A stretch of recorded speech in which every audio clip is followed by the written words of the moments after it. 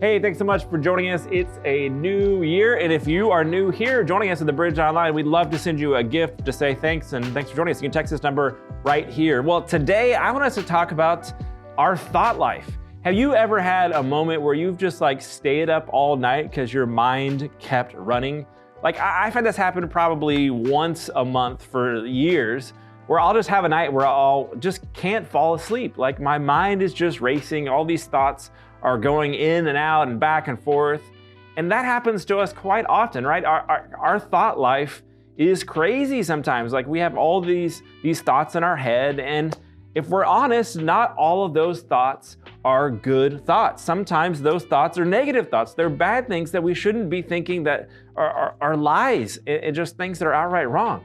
And I was reading a book recently called Chatter. This guy named Ethan Kross, he wrote this book, and he says this. He defines chatter as our negative inner voice that can keep us feeling stuck and helpless. And here's why I want us to talk about this. It's such an important thing. This is what he said. He said, chatter, it's a huge problem. It makes it hard for us to do our job, and it gets in the way of our relationship and our health. And he even said that anxiety and depression rates spiked 30% during the pandemic. He said these are chatter-fueled times. And it's true, this inner chatter, this inner monologue that's going inside of our head, it happens all the time to us.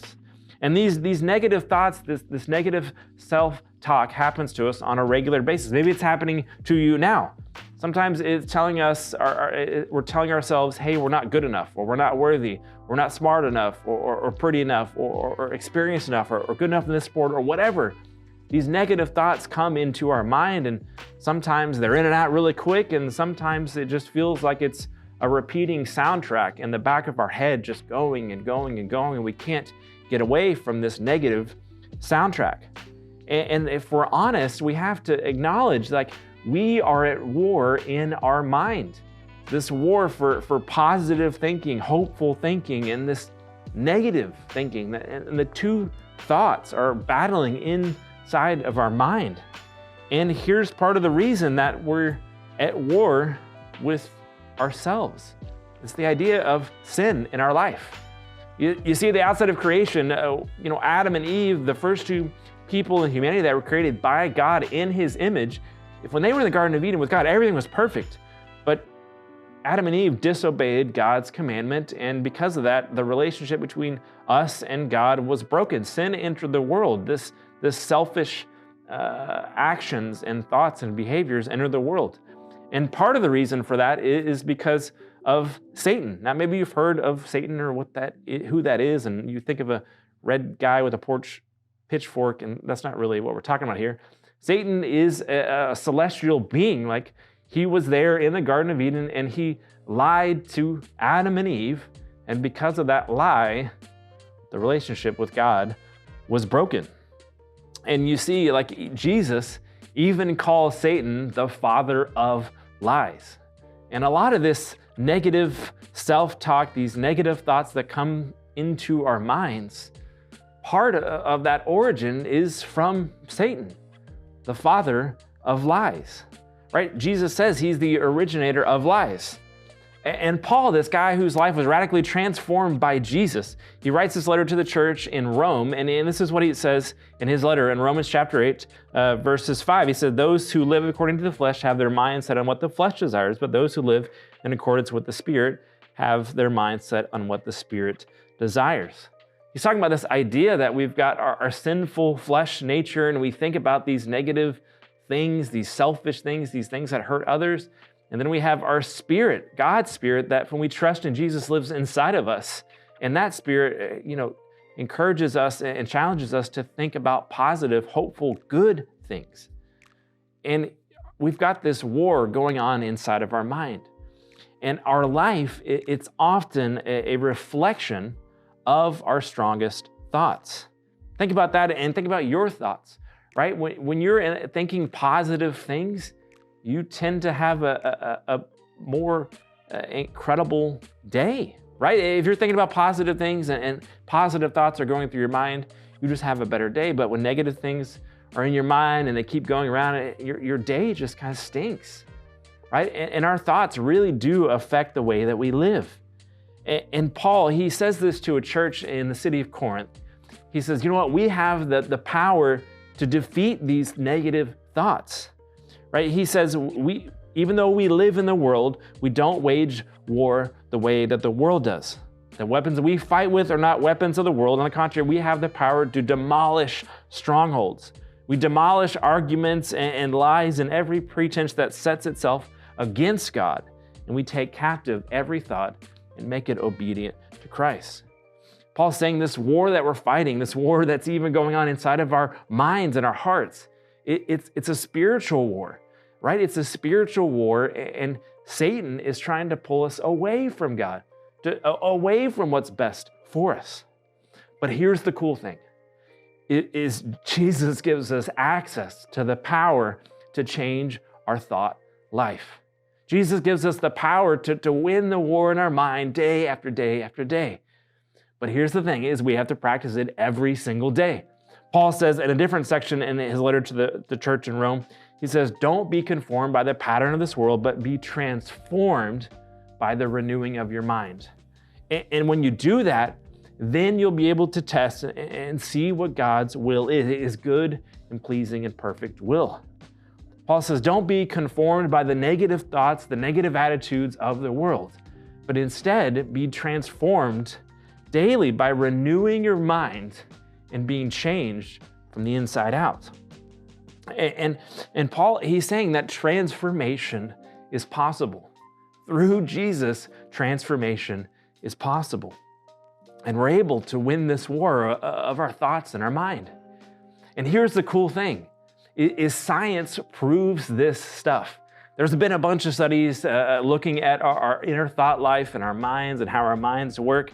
And science confirms what the Bible has said years and years ago. In fact, I want to tell you about two really, really cool things, two cool ideas. They're kind of science nerdy things, but stay with me here and they're going to help you understand how it's possible for us to renew and change your mind. Here's two words I want you to learn for today.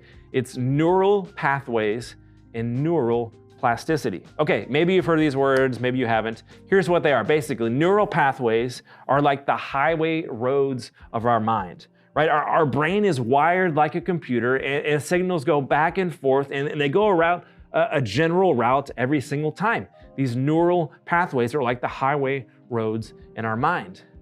But what we've learned recently over the past few decades is this idea of neuroplasticity. It's the idea and the truth and the reality that our minds, our brain is able to be rewired. It's the reality that our brain is able to change itself. And here's what's really cool about that. If our brain is able to be rewired to change itself, that means our neural pathways, the connections in our brain can be changed, right? It's the simple idea of like our roads, the roads that we drive on every day. Yeah, they're fixed. You can't move them easily. You can't just pick them up and sling them across in a different part. You have to put the road under construction. It takes time, but you can change the path of the road. And that's true of our brains. We're able to change the way that our brain thinks. We're able to change the connections in our brain and to make them be something that's positive. There are things that we can do in order to win the war in our mind. There are things that we can do to beat those negative thoughts and put in positive thoughts. Now I want to give you one way that you can do that you can put this into practice today. Now here's the caveat. It takes time. Just like redoing a road and making a new path takes time, rewiring our brain and changing those connections takes time. So here's the 3-step process. First is identify the lie. What's that negative thought that's going on in your head that keeps going on repeat? What's that negative soundtrack that keeps getting played that you keep hearing? Right? Maybe it's the lie that you're not good enough, that you're not smart enough, that you don't have the ability, that you're not worthy, that God doesn't love you. I don't know what that lie is, but the very first thing you have to do is identify the lie. What is that negative thought that keeps going on in your head? Okay, now that you have it identified, the second step is to replace that lie with the truth. Not a truth that you make up, but a truth that we find in God's word. Right? God's word talks about a whole host of things, and it talks about you and me. Right? Jesus talks about who we are in his eyes. So we need to understand the Bible so that we can find what God's word says about us and about the things in our life. And if you're not sure where to start, just Google it. What does the Bible say about worth? Right? Sometimes it's that simple, but you've got to identify the lie and then replace it with the truth. And here's the third thing. You got to repeat it and you got to focus on it. It takes time to rewire your brain and to take these negative thoughts and push them out the door of your mind and to fill it with truth. And it means you got to repeat it, you got to focus on it. One of the things the Bible talks about is meditating on God's word. And when they talk about the word meditation in the Bible, we're not talking about emptying one's mind. We're talking about focusing on God and a specific characteristic or aspect or thing that God has said. So when the Bible talks about meditating, we're talking about focusing on God and in that truth. And so when you're battling these negative thoughts in your mind, it's important to find the lie, to replace it, and then to focus and keep going back to this truth day after day after day after day, right?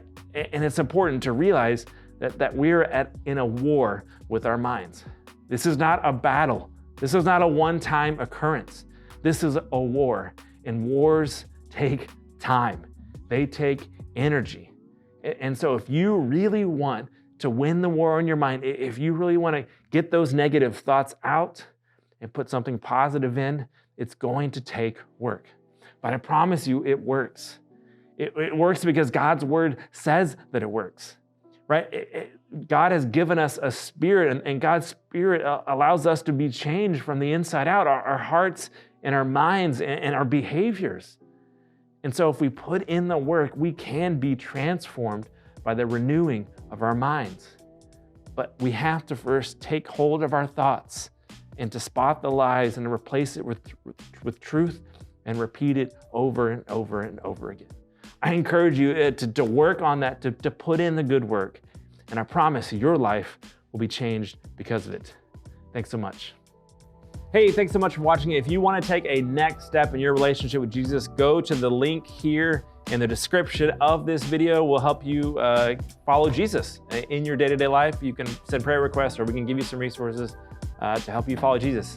Thanks so much.